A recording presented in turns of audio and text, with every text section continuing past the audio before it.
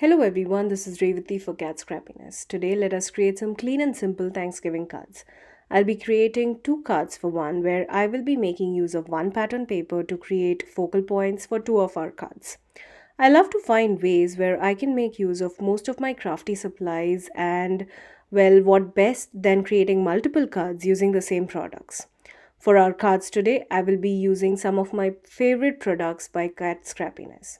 Before we get started, I would love for you to take a minute to subscribe to the Kat Scrappiness channel and make sure to hit the bell icon so that you get notified each time we post a new video.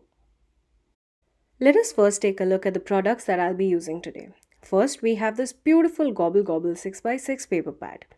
I have 12 patterns here, 4 sheets of each design. These are printed on high quality semi-matte 80-pound cardstock. The Gobble paper pad can be perfectly coordinated with the Gobble stamps and dies. Well, that's exactly what I'll be using here. The Gobble stamp set is a 4x6 stamp featuring 3 adorable turkeys and some fun Thanksgiving sentiments. I will be using the turkey with this gorgeous little hat along with the Happy Thanksgiving sentiment. The stamp comes with coordinating die sets. The best part of the coordinating die sets at Kat Scrappiness is that the dies not just match the images, but we also have dies for these little sentiments. Next, we have the set of nested hexagon dies.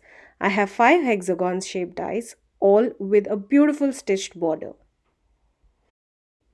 Let's start creating.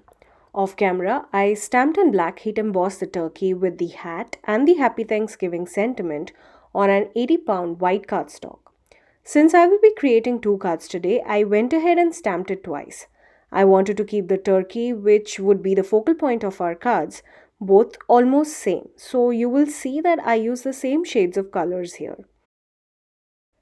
You could use any coloring medium of your choice, be it pencil colors, watercolors, or even your colorful re-inkers. I like to stamp my images using pigment ink and then pouring some black embossing powder over it. This gives a lot of shine and sparkle to our image. I love the texture on the raised embossed image. It definitely gives it more of a three-dimensional look. I chose various shades of brown to color in my turkey, and well, for the tip of his feathers and the bow, I have blue. For the hat and his feet, I have light shades of grey. Once I was done coloring, I used coordinating die to cut out both the colored turkey and the little sentiments. You will notice that these sentiment dies are really delicate and cuts around really close to the sentiment. To hold my dies in place, I like to put some temporary tape or a small piece of painter's tape before running them through my die cutting machine. Now that my focal point and the sentiment strip are ready, let's work on the background for our card. For my background, I use this beautiful yellow polka dot pattern paper. I love how perfectly this matches my little turkey. I went ahead and cut this 6 by 6 inch pattern paper to be slightly smaller than an A2 size card base. This panel now measures 4 by 5 1/4. Now, like the title of the video suggests, we will be creating two cards using one pattern paper. So, I will be using this pattern paper and creating two cards out of it. I will be creating a window on this background paper using the hexagon die. I am using the third largest hexagon to create a window on this pattern paper. I used a T-square ruler to find the midpoint of my background panel. I lined the hexagon die on the middle of the card panel and I secured it using some temporary tape and ran it through my die cutting machine. Here, now I have two pieces of the pattern paper, one with a window and the other one which is the center of the window, which I will be using to ground my little turkey. I will be using a brown colored cardstock which I thought matched perfectly with my yellow pattern paper and the little turkey. I love how all the colors are perfectly blending into each other.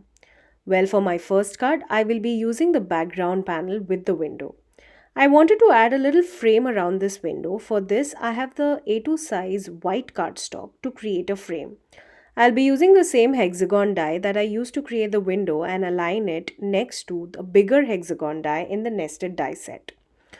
Well, note that I will be using all of the pieces of this white cardstock as well. Once I ran it through my die cutting machine, I got a frame, a panel with the window, and a small centerpiece of the window, all of which I will be using for our cards today. For this card, I stuck the white frame on the pattern paper using my fine tip barely art glue. You could turn this into a shaker card too. All you need is a piece of acetate, some shaker elements, and some foam tape. Well, I wanted to keep it simple and didn't want a lot of dimension on my card. Once I added all that glue, I kept this under a pile of books until that dries. I thought I would work on my second card. For my second card, I will be using the white window panel.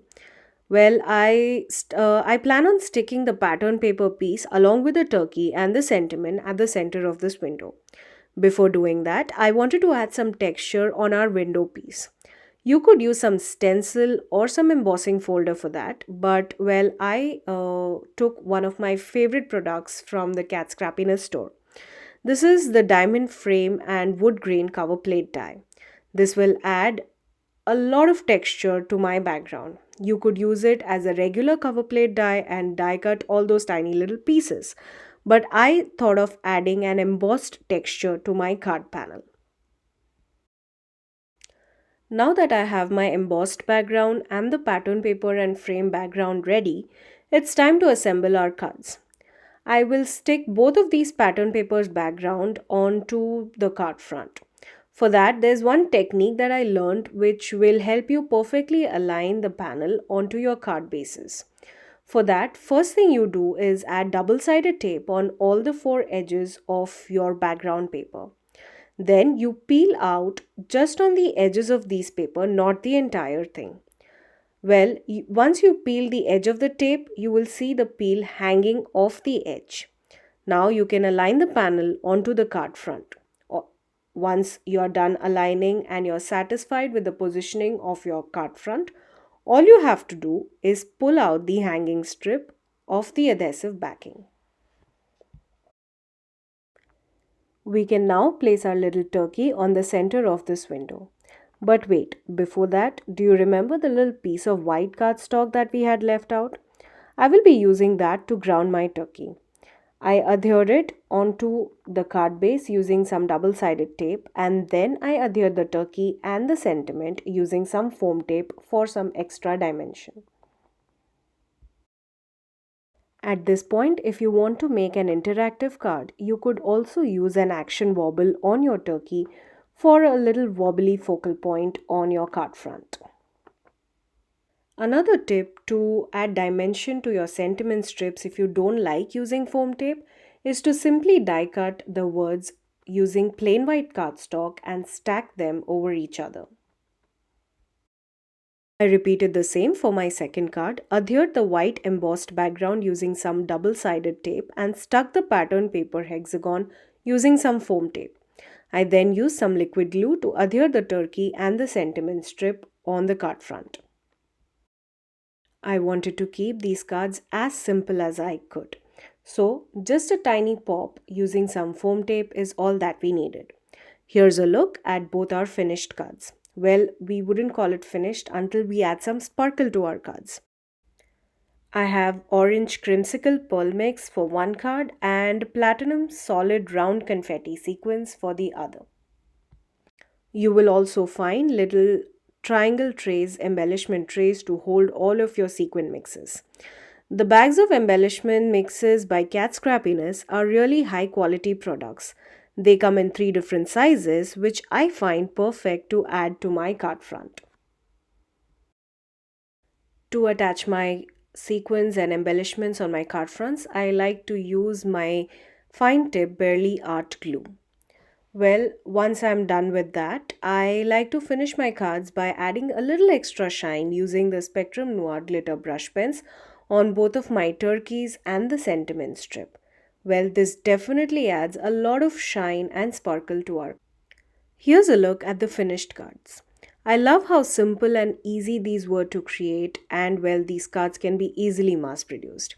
I love to find ways where I can make use of most of my crafty supplies, and what best than creating multiple cards using a single product. Well, I had so much fun creating these projects for you guys, and I hope you had fun watching the video and got inspired. I will leave a link down in the description box below for all the supplies that I have used in today's video. Check out the Kat Scrappiness channel for more fun videos and card making tutorials. I would love for you to become a subscriber to the channel, and if you do subscribe or are already a subscriber, please make sure to hit the bell icon so that you don't miss the next time we post. Hit the like button and let us know in the comments down below if you have any ideas or suggestions. Also, if you'd like to share your creations, please tag us on our Instagram at Kat Scrappiness. There's a link to that in the description box below. Thank you again for joining me today. Until next time, stay safe.